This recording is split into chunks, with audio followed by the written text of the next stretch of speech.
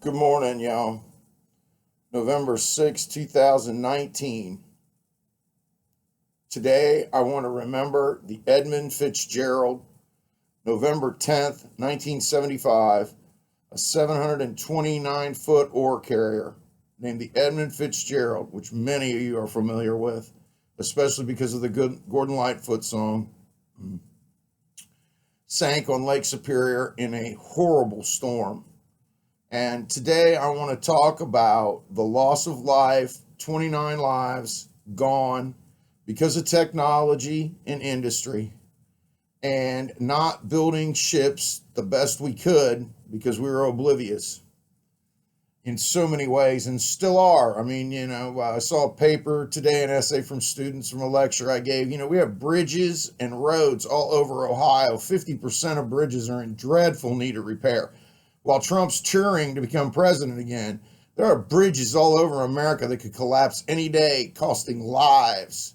Ego is crazy. And when you're president like Obama, Trump, all the rest, they think they're doing what's best for us. But personally, I don't want to be crushed by steel on the water, on a bridge, in a ship, etc. The Edmund Fitzgerald, a 729-foot ore carrier, was built on River Rouge, Detroit, at the Great Lakes Engineering Corporation. And when the Fitz was launched in 1958, it was the biggest ship on the Great Lakes at that time. The 1,000-footers didn't come into existence, until the late 60s, early 70s. There were two other ships built with welded steel, not riveted, but welded steel, which can be brittle. The Daniel J. Morrell, which was built way before the Fitz, and the Carl D. Bradley, which was almost like a sister ship to the Fitz. The Fitz was owned by Oglebay Norton and an insurance company, Edmund Fitzgerald, CEO, it was named after. The Carl D. Bradley sunk on Lake Michigan in 1958, greatly due to welded steel construction. The Morrell sank on Lake Huron in 1966. There was one survivor there. The Bradley took 27 men with it. There were two survivors there.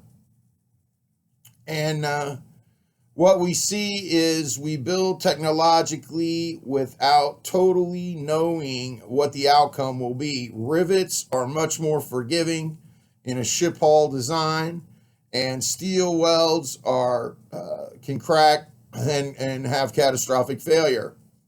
Now, a number of factors goes into the afternoon, November 10th, that the Fitz goes down.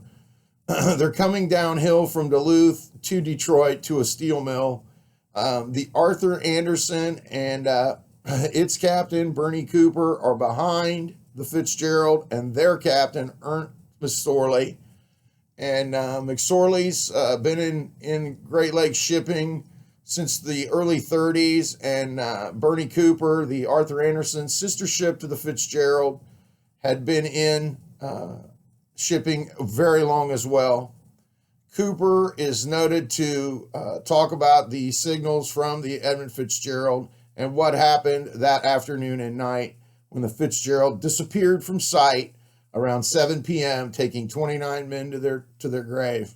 Now, so what's going on? We got to understand that night on Lake Superior, Whitefish Point is at the southeastern edge of Lake Superior, and the light at Whitefish Point was out, so there was no lighthouse at all. And more than that, they didn't have a radio sending signal going so that people, on the water shipping could triangulate their positions. So Whitefish Point had no light and no radio transmissions for ships to triangulate their position in 1975, which now we have succeeded in figuring out how to do this. Also, it's important to point out other things are at play. The Fitzgerald has no sonar for depth sounding. Literally a 729-foot ore carrier, and the only method to tell the depth of the water is to throw a rope over and see how many fathoms the bottom is. A storm set in on Superior that day. Cooper himself, as well as many other sea captains, said that they had sailed on the North Atlantic for over 25, 30 years and had never seen waves like that day on Superior. Superior has hazardous shoals around the edges. One that gets noted with the Fitz is Fathom Shoal. Of course, we'll never know which one it hit. And there are many theories about how the Fitz went down, but I'm going to say today, you know, after 44 years of looking at this, since it happened, I was 12 when it happened, and I'll never forget the report. I'll try to post some of that stuff below here. The truth is, the Fitzgerald was kind of doomed by technology before it even hit the water. And this is what we fight in philosophy. As it goes on, we want to survive this decently. It's more than money and getting elected. There's human life at stake. And when 29 men go to the bottom of Lake Superior, it's serious. It's serious. So the reality is, because our mistakes in technology are there always, they get covered up by human, godlike tendencies to think they're right. So what happened? Well, it looks like the Fitz bottomed out somewhere around 6 Fathom Shoal. They were trying to hug the eastern, western, and eastern, if you will, shore of Superior to come down to shelter them from the wind. And Cooper says himself that he saw McSorley steam right through the area where the shoals were. And he just, you know, trying to get out of the wind. And I do believe around 6 Fathom Shoal is where the Fitz bottomed out. And obviously cracked some welds or something within reason where water started pouring in. And how we get this signal is McSorley radios Cooper on the Arthur Anderson and says, you know, we our railing's down. And the only way, one of the main ways a railing goes down, really the only way, because it's steel cable, is that the hull is flexed itself. And that railing being down tells me McSorley and the men of the Fitzgerald were doomed the minute the railing went down. When McSorley radios Cooper, he tells him his railing's down and his pumps are running. That's at 3 o'clock, a little after 3 in the afternoon. And about 2 hours later, the Fitz radios the Anderson and says, we got water coming in faster than we can pump it out. And we're holding our own. Radio transmissions show that the Fitz had a list and was not traveling normal in the water. And what it looks like happened was the Fitz took on so much water, and it looks as though what's known as the Three Sisters, talk about bad fate. You know, is there good fate? Sometimes maybe. There's a wave system known as the Three Sisters on Superior where 3 consecutive waves come. And the first one, Cooper said he felt his bow nose down. And the second one was about a 25-footer. And the third wave, Cooper said his lifeboats were 40 feet off the surface of the water.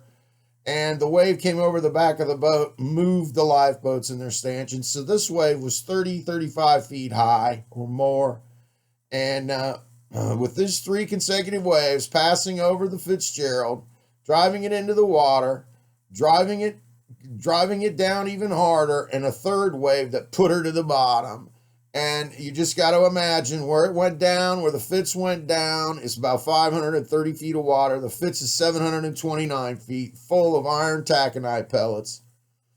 It nosedives and ends up impacted into the bottom of Lake Superior, about 25 feet into the bottom of Lake Superior, the nose. And when the nose hit, the prop was still going, of course, and sticking out of the water at that point. And it literally just twists the hull in two. And there's no real proof that the Fitz hit bottom, because the center portion of the ship is missing. 200 feet or more of the center of the Fitzgerald is just disintegrated into pieces on the bottom.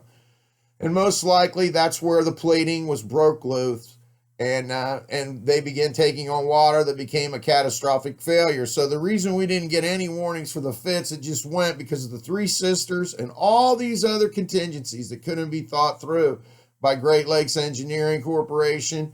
And although they built many ships that were good, the Bradley, the Morel, and the Fitz it wasn't enough. You got to have rivets in a ship so it's more forgiving, as we know now.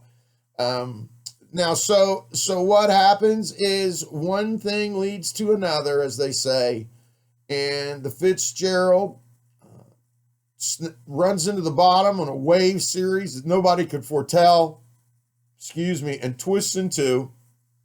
And it's laying that way on the bottom of Lake Superior now. And on a human perspective, all these men had wives and family and people who love them. It's a very sad time to see people die for technological mistake.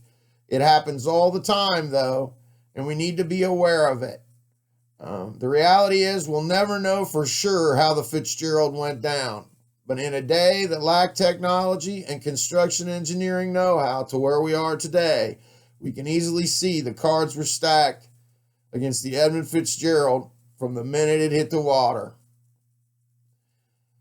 1958 to 1975, the Edmund Fitzgerald, iron ore carrier. Have a good day, y'all. Peace out.